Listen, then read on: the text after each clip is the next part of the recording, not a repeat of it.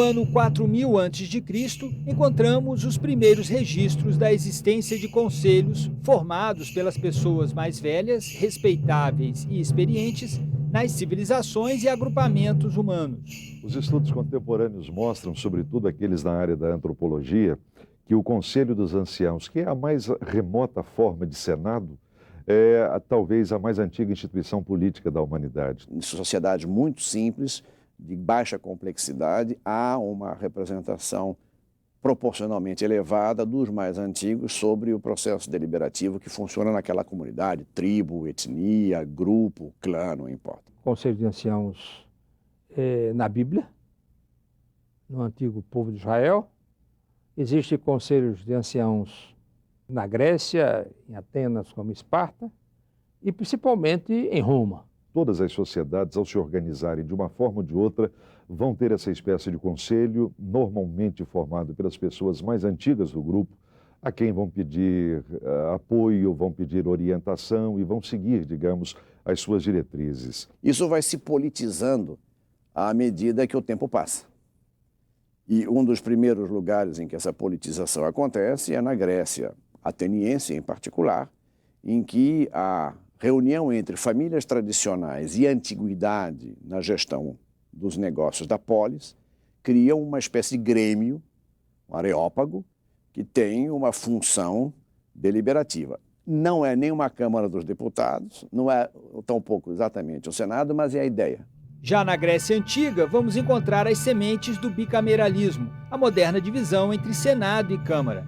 Mas é no Senatus Romano, por volta de 500 a.C., que está o principal marco histórico da origem do Senado no mundo moderno. O Senado romano foi, mais do que qualquer outra instituição, mais do que os reis, mais do que os imperadores, mais do que os cônsules da República, o Senado romano foi Roma. Os senadores romanos já se reuniam em assembleia permanente. Eles eram vitalícios, ou seja, ocupavam o cargo até a morte. Fiscalizavam o executivo, controlavam o judiciário e também as finanças do império, e determinavam os rumos da política externa, inclusive as movimentações do poderoso exército romano.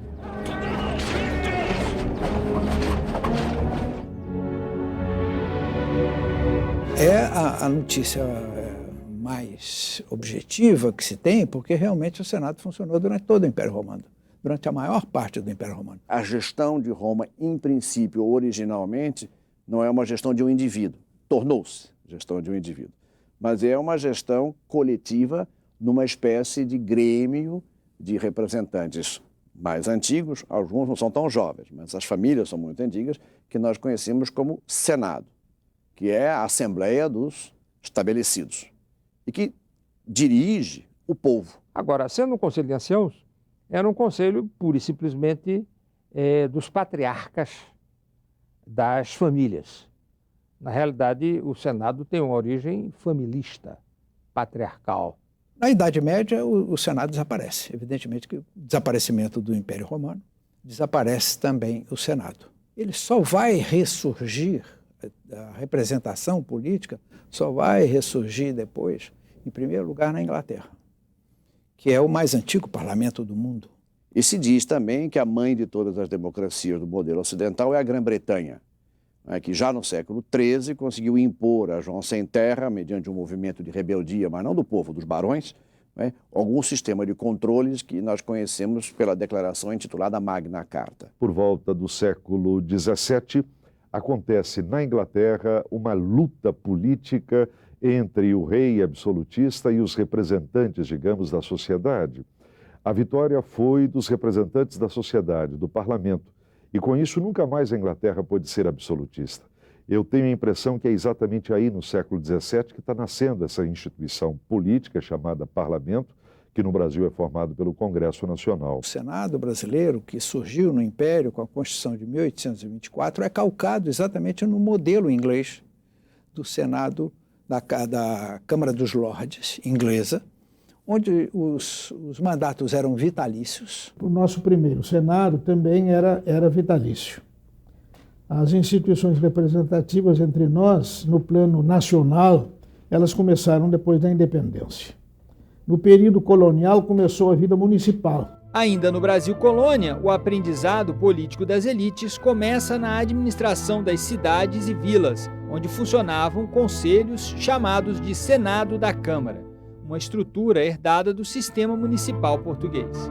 Naquele tempo, eram frequentes os conflitos entre o poder local, representado pelos senados de câmaras, sob a influência de senhores de engenho e donos de terras e escravos, e os governadores das capitanias, homens de confiança do Império Português, representantes do poder central. Em 1808, a corte portuguesa se muda para o Rio de Janeiro, fugindo da invasão do exército francês, comandado por Napoleão Bonaparte.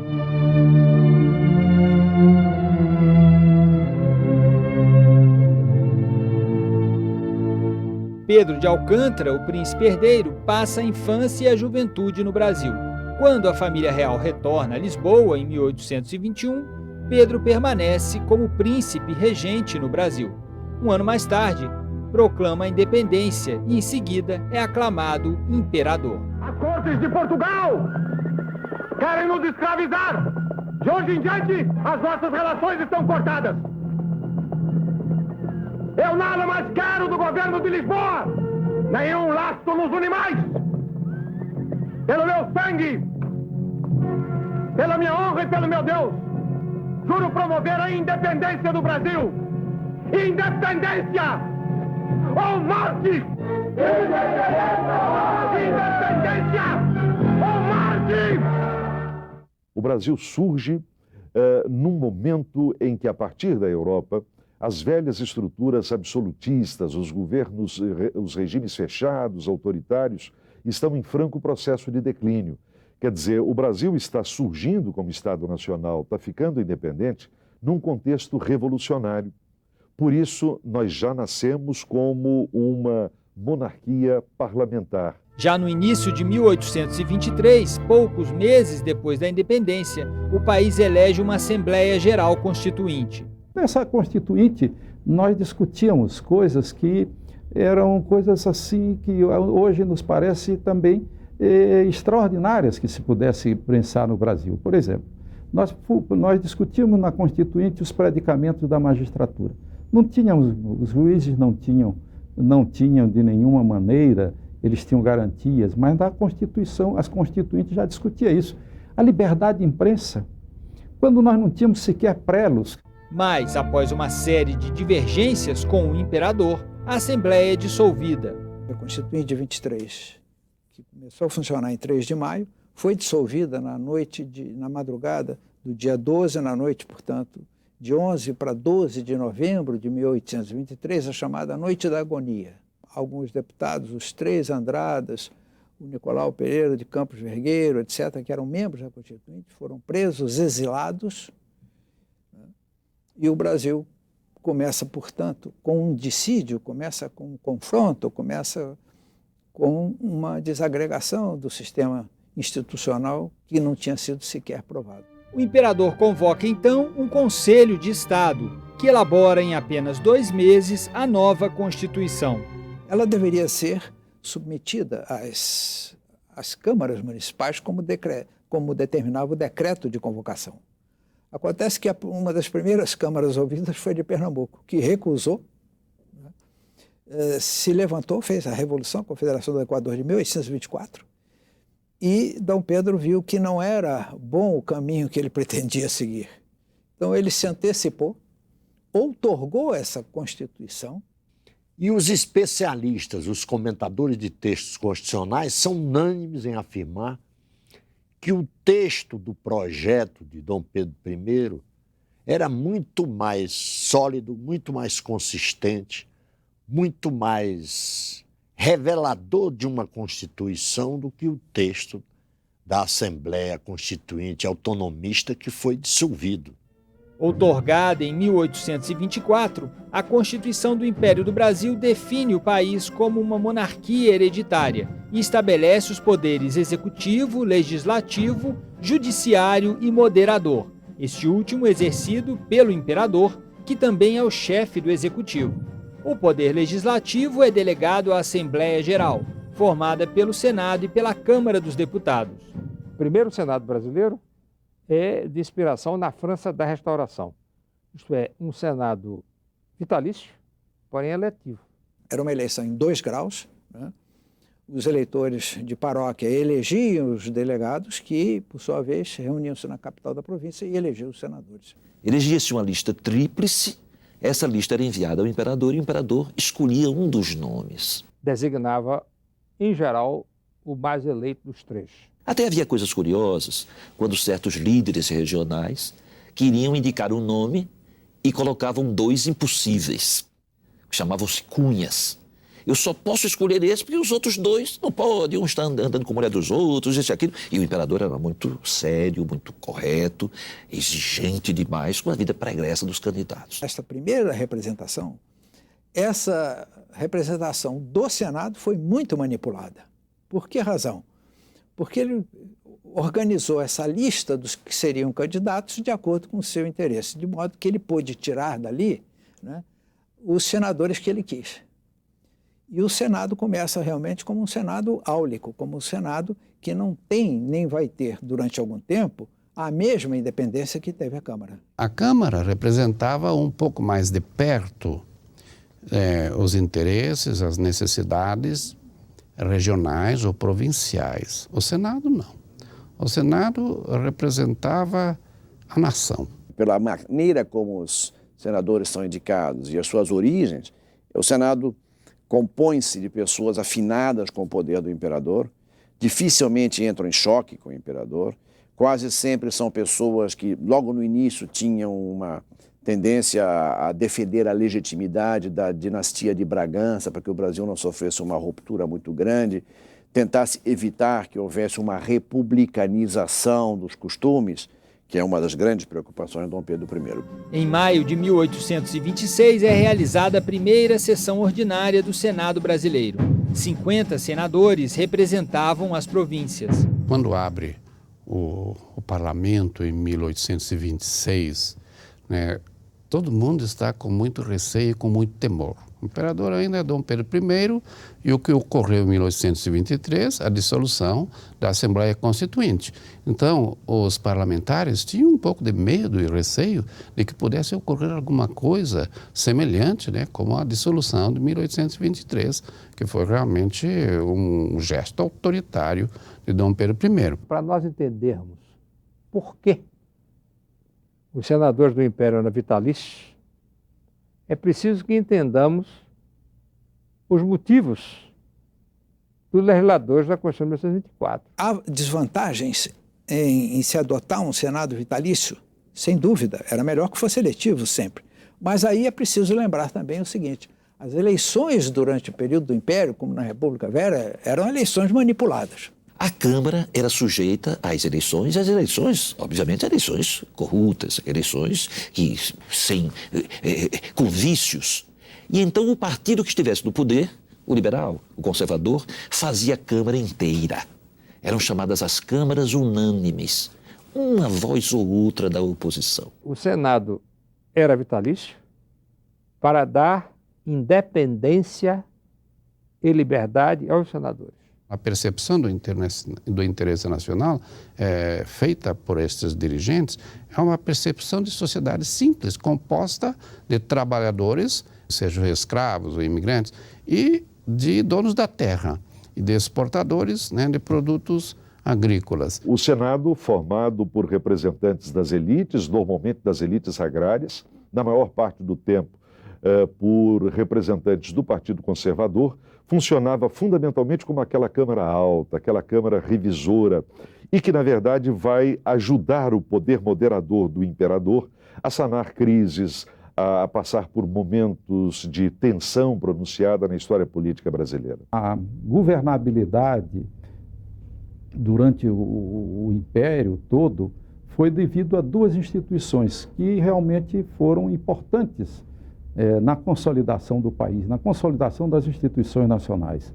Uma era o Senado vitalício e o outro era o poder moderador. Também o Conselho de Estado. Nós esquecemos porque não existe mais essa instituição, né? Mas o Conselho de Estado era o braço forte, digamos, do imperador, né? Do poder, né? Porque todas as grandes decisões, os grandes projetos de lei passavam pelo Conselho, pelo debate no Conselho de Estado, que era presidido pelo próprio imperador. Porque o imperador não presidia o Senado nem a Câmara, mas presidia o Conselho de Estado. Agora, os conselheiros são senadores, né?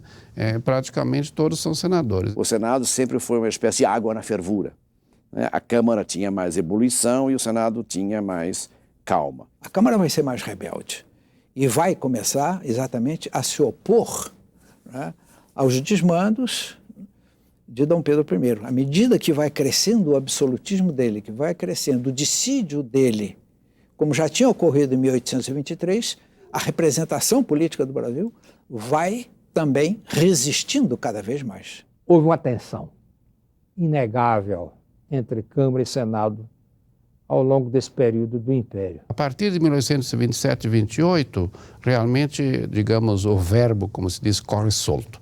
Então, o pensamento começa a se manifestar com muita clareza, inclusive uma oposição muito grande ao primeiro reinado, ao autoritarismo de Dom Pedro I. A primeira legislatura é de 1826, durou até 1929. Na segunda legislatura, ele já é obrigado a renunciar. Comunico-vos que acabo de abdicar em favor de meu muito amado filho, Pedro de Alcântara, novo imperador do Brasil. Foi o período mais rico da nossa história, porque tudo estava por fazer. Não havia tradição parlamentar, não havia tradição democrática. A sociedade é alheia, a sociedade é uma sociedade arcaica, é uma sociedade agrícola, escravista, iletrada, e esse quadro de pessoal é uma ilha de letrados, né? É uma ilha de letrados que governa o país. A despeito de todas as desigualdades sociais e de todas as instituições monárquicas, aristocráticas, etc., a sociedade era democrática. Em 1831, Dom Pedro abdica, né? Porque realmente não havia condições, não havia ambiente, né, para que ele se mantivesse no poder como imperador. Ele abdica, então estabelece-se a regência. Como o príncipe herdeiro Dom Pedro II ainda era menor de idade, o país passa a ser governado por regentes eleitos pela Assembleia Geral. O período de regência é um período extremamente fecundo na história do Brasil, porque é o período em que se forjam as instituições nacionais. Boa parte dos regentes saiu do Senado, embora houvesse militares nas regências trinas, mas a ideia é de que justamente no Senado está a calma. O período da regência foi um período excepcional no Brasil, até que se diz que foi uma fase republicana, no sentido de que, pela primeira vez, se fez uma eleição geral no Brasil para eleger este regente. Havia esse ambiente político-cultural de que o Senado tinha uma respeitabilidade de duração que garantiria uma autonomia de ação ao regente. A Câmara foi mais de uma vez dissolvida, mas o Senado, sempre aberto, ele é quem garante a continuidade das instituições legislativas ao nível nacional. Esse período de regência é um período em que as instituições nacionais se consolidam por obra, justamente, do Senado. O Senado queria, naturalmente, ser o guardião do Pacto das Elites. Aqueles que foram deputados na primeira legislatura, como, por exemplo, Bernardo Pereira de Vasconcelos, eles agora são senadores, e eles têm já mais experiência, mais conhecimento da realidade nacional, então eles vão definindo as instituições sem desrespeitar a Constituição. Mas acontece que, se nas repúblicas a crise dos partidos é o motivo principal da sua instabilidade, como reflexo, naturalmente, de estabilidades mais profundas, sociais e econômicas, nas monarquias, a maior fonte de instabilidade é a crise das dinastias. De ponta a ponta do país eclodem rebeliões populares regionalistas. No Pará, a cabanagem. No Maranhão, a balaiada. Na Bahia, a sabinada.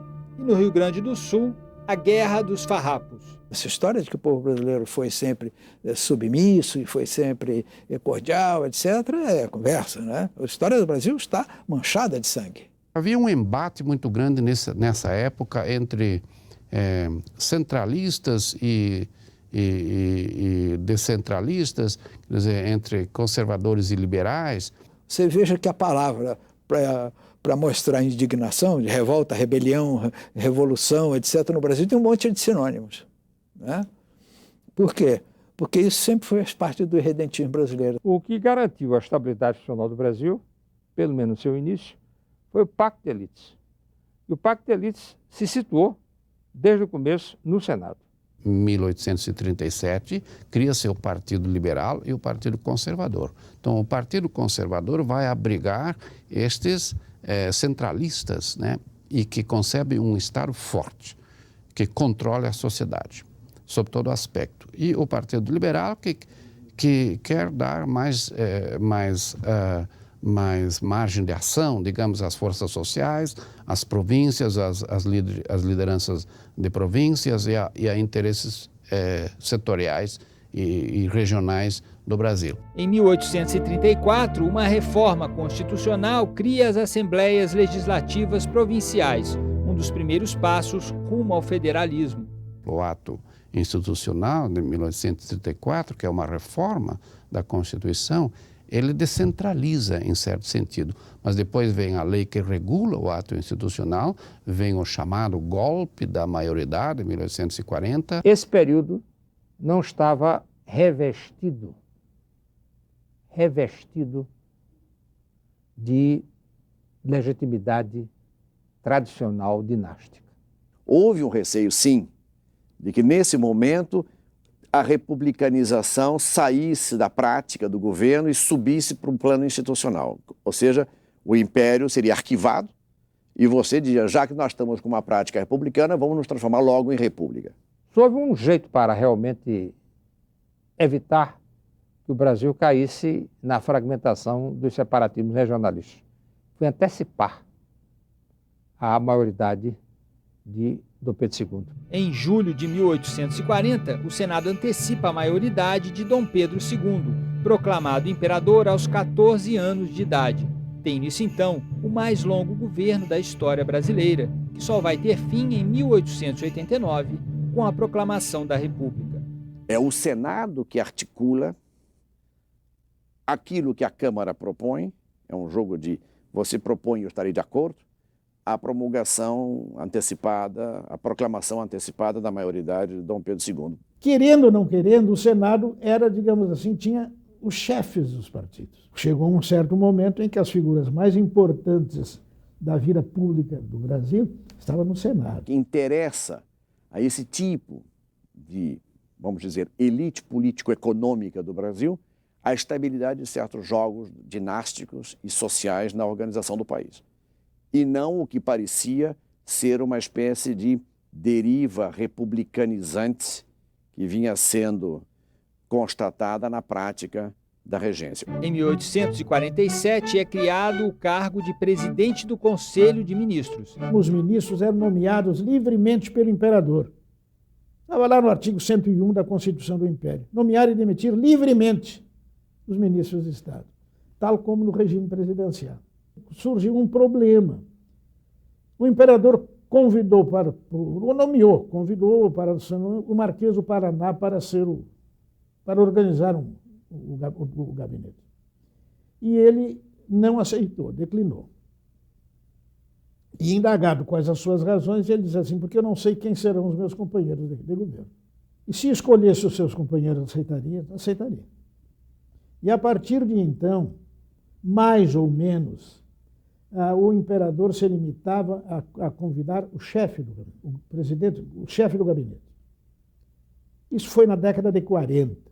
De um ponto de vista de instituições políticas e de seu funcionamento, o Brasil se compara com os melhores estados, né, da época, a Inglaterra ou os Estados Unidos, porque é um país de estabilidade, de instituições permanentes, e de instituições que distribuem o exercício do poder por vários órgãos que funcionam de uma maneira muito integrada, complementar, e necessária justamente ao equilíbrio né, ao equilíbrio do poder. O que é interessante é que na Inglaterra ainda não havia oficialmente a figura do primeiro-ministro.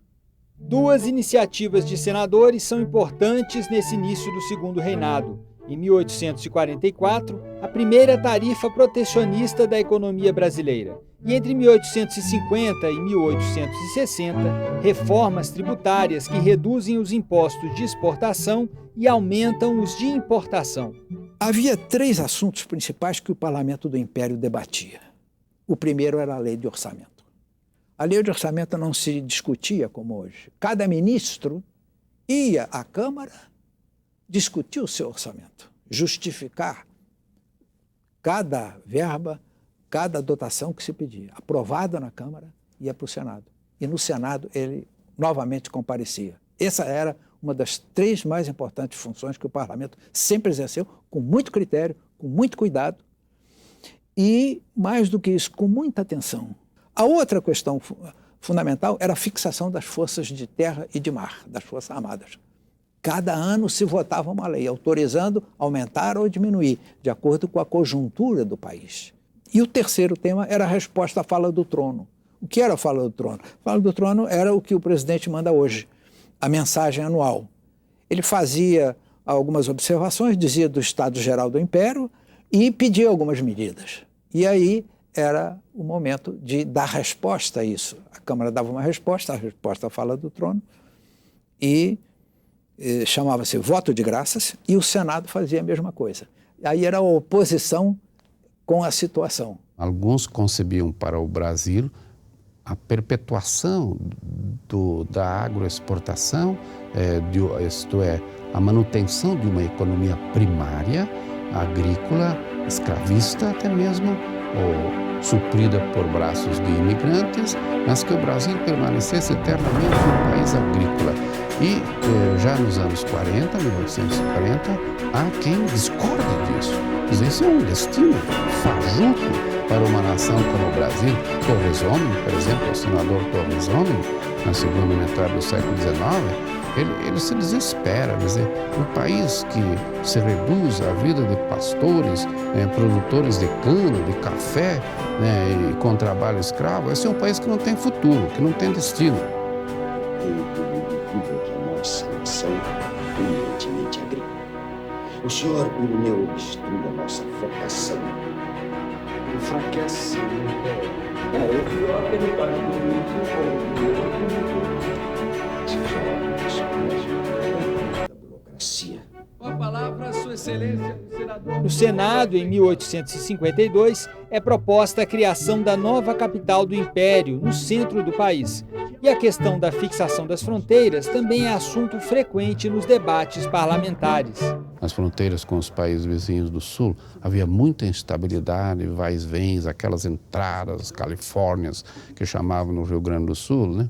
Então, era preciso fixar as fronteiras mediante tratados. Essa consciência realmente aflora no parlamento nos meados do século, por volta de 1850. No segundo reinado, o Senado teve realmente um grande relevo. Um grande relevo porque ali estavam alguns dos melhores diplomatas brasileiros. A visão política de que era necessário fixar as fronteiras mediante tratados, de uma vez por todas, essa percepção, né, ela nasce e é debatida no parlamento. A Guerra do Paraguai é outro episódio que marca o segundo reinado. Brasil, Argentina e Uruguai se unem contra o ditador paraguaio Francisco Solano Lopes, que tinha planos de formar o grande estado do Prata. A Argentina apresentava reivindicações territoriais enormes sobre o Paraguai e os liberais estavam mais dispostos, digamos, à concessão e os conservadores não. Eles recuperam uma visão tradicional de que o Brasil é protetor do Paraguai, ele tem que zelar pela integridade do território e pela sobrevivência do Paraguai como Estado autônomo. Isso convém ao ambiente geopolítico do Prata, ao equilíbrio geopolítico no Prata. A guerra durou 6 anos, de 1864 a 1870. No comando das tropas brasileiras, um senador, Luiz Alves de Lima e Silva, o Duque de Caxias. A questão da guerra do Paraguai provoca um reboliço muito grande no meio político brasileiro. Em 1868 há um chamado golpe de Estado. Os liberais, né, que dominavam o gabinete, eles são alijados e é o conflito entre Caxias, que era o comandante das tropas brasileiras no Paraguai, e o gabinete, né? Então cai o gabinete liberal e sobe novamente sobe um gabinete conservador. No caso da Guerra do Paraguai, o pior que ficou dela foi o ressentimento das Forças Armadas. Com o fim da guerra, o enfraquecimento da monarquia é cada vez mais evidente. No final do Império, a crise que se estabeleceu tinha 3 fundamentos. Primeiro, uma questão religiosa mal conduzida. A questão religiosa, como se sabe, foi o problema da maçonaria. A maçonaria europeia era uma maçonaria carbonária. A maçonaria do Império era uma maçonaria cooptada. Todos os grandes nomes, Pedro I, Barão do Rio Branco, todos os maçons, lojas e mais lojas, uma força política enorme. Mas aí chega no momento, 2 bispos, um bispo do Pará, o bispo de Pernambuco, fazem com que se imponham aquelas determinações de Roma que, a rigor, não deveriam valer aqui. Não se podia atacar a maçonaria como eles atacaram. E exigiram que as irmandades religiosas afastassem os maçons. As irmandades reagiram, consultaram o imperador ouviu o Conselho de Estado, o Conselho de Estado achou que aquilo não cabia, os bispos insistiram, e aí pecando, evidentemente, fazendo contra o imperador, que era um homem da Igreja Católica, havia o padroado, eles aí foram processados e condenados. Cadeia. Saiu o bispo lá do Recife, saiu o bispo lá do Pará para ser preso no Rio de Janeiro. Quando solucionam a questão, deixou essa marca funda na religião, na Igreja Católica, uma mágoa enorme. O problema da abolição trouxe também a perda do meio rural, da elite rural. E o problema do Exército, com essa queixa que vem desde a Guerra do Paraguai, de que eles, na verdade, se imolaram e não receberam, como os outros países da América Latina, não receberam aquela devoção, digamos, do imperador, que era um civil. E então essas 3 questões se uniram para derrubar. Eu acrescento sempre uma 4ª questão, a falta do sucessor. Só tinha filha, casada com um homem que era detestado. Na verdade, achavam que ele é que ia governar. Um ano antes do fim da monarquia, a Lei Áurea, assinada pela princesa Isabel, põe fim a um dos principais fundamentos do sistema econômico em vigor no país, o uso da mão de obra escrava.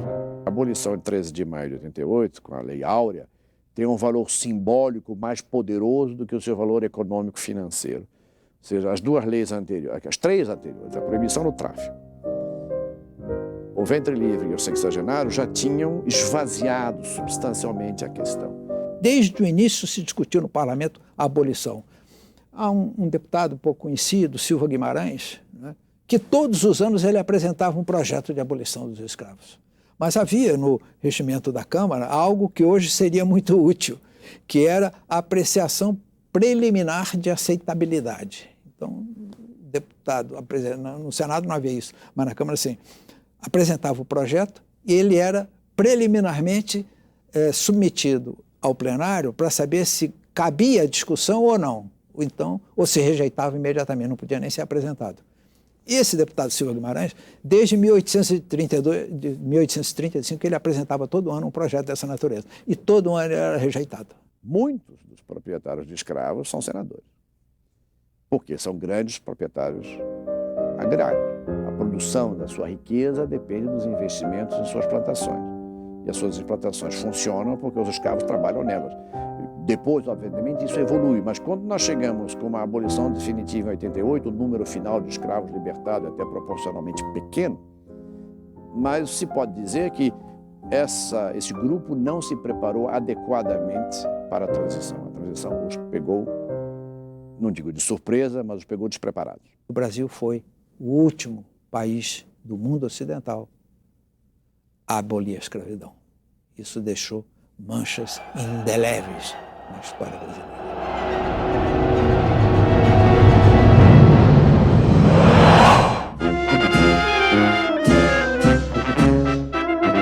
No dia 15 de novembro de 1889, um movimento militar liderado pelos marechais Deodoro da Fonseca, Floriano Peixoto e Benjamin Constant põe fim aos 49 anos de reinado de Pedro II. O Senado, a Câmara dos Deputados e o Conselho de Estado são dissolvidos. Deodoro da Fonseca assume a chefia do governo provisório. A tropa que ocupou o Paço Imperial vinha marchando e desfilando, né? E na Câmara, que era ao lado do Paço Imperial, as pessoas aplaudiram e diziam como estavam acostumadas a dizer: viu, o imperador já estava deposto. Para sermos bem objetivos e mesmo muito sinceros, o que houve no dia 15 de novembro de 89, entre outras coisas, foi a substituição do primeiro escalão da monarquia pelo seu segundo escalão. A proclamação da República é um jogo de desgaste do poder imperial, mais do que um jogo de iniciativa dos grandes líderes políticos do Brasil. A República ela já nasce com esse pecado original que alguns autores falam, de excluir o povo dessa participação política. No dia 16 de novembro, o Senado ainda se reuniu. E perguntaram, o que não sei, não me lembro quem assumiu a presidência, que devia ser o presidente, e disse: não temos mais nada que fazer, está proclamada a República. Aí alguém lembrou logo: não, mas o Senado é vitalício, não pode ser dissolvido. Veja que tinha ficado essa marca profunda, né? É o primeiro golpe de Estado na história do Brasil. Não é uma revolução, porque não transforma as estruturas da economia, não cria novos caminhos para a sociedade, não abre possibilidades de desenvolvimento para o Brasil. Não foi só o golpe de 15 de novembro. É muito mais do que isso. É a primeira grande transformação institucional do país. Por quê? Mudamos a forma de Estado, mudamos a forma de governo, mudamos o sistema político, mudamos... Tudo isso foi mudado num golpe só. Não havia uma consciência, vamos dizer assim, republicana no país. O que havia era realmente esse descontentamento com a maneira como funcionava o poder moderador. O imperador era muito atacado por esse fato, compreendeu? O Brasil era um Estado unitário, passou a ser uma república federativa. Isso aí já é uma revolução. Por quê? Porque os presidentes províncias eram nomeados pelo imperador, pelo ministério, e eles passaram a ser eleitos. Isso é uma revolução. Nós adotamos um modelo americano de uma autonomia muito grande para os Estados federados, a tal ponto que a União só podia legislar sobre eleições federais. Eleição para o presidente da República, durante a República, para os senadores e deputados. As eleições estaduais, a legislação era, como nos Estados Unidos, estadual. Então veja que é uma revolução, sob esse ponto, você passar de um Estado unitário para um Estado federativo. Quem, no centro do poder, representa esse federalismo, isto é, a ideia da descentralização do poder, a ideia da relativa autonomia e da relativa independência dos Estados, é exatamente o Senado Federal. Além do mais, nós éramos um Estado que tinha uma religião oficial. Não era um Estado leigo. Passamos a ser um Estado leigo. Éramos um regime com práticas parlamentaristas, passamos a ser com práticas presidencialistas. Então, veja que nós mudamos forma de Estado, forma de governo, regime político. Em 1890, uma Assembleia Constituinte é eleita com a função de elaborar nossa primeira Constituição republicana. O Império modelo é francês, ou franco-britânico, se nós quisermos assim. Sendo que o Senado no Brasil nunca teve vinculação com nobreza de sangue, porque no Brasil não há nobreza de sangue, nunca houve. No caso da República, e das repúblicas também hispano-americanas, a influência americana dos Estados Unidos é nítida. A República, quando ela surge, a República Brasileira, os que se falavam o nome dessa República Nacional, eles queriam romper esses laços que ligavam o Brasil à Europa, né? Seja na figura do imperador. O imperador era vindo de uma família tradicional europeia. E então, se falar em república, trazer um projeto de república, seria, antes de tudo, romper com esse vínculo europeu. Há duas coisas importantes para assinalar nesse período, quando nós falamos de 1824 ou 1822, a independência, até 1930, que acaba a República Velha. Em primeiro lugar, é que são as duas constituições até hoje que mais duraram no Brasil. A Constituição de 1824 durou 65 anos. E a Constituição de 1891 durou 40 anos. A nossa atual ainda não completou 20 anos. Veja no próximo programa da série Senado Documento 180 anos do Senado. Se fala muito de pacto federativo no Brasil, mas formalmente nunca houve esse pacto, a não ser que se admita que o pacto foi o momento da Constituinte de 1891. A República traz o modelo americano integralmente, que se copiou tudo. 1891 foi uma cópia completa.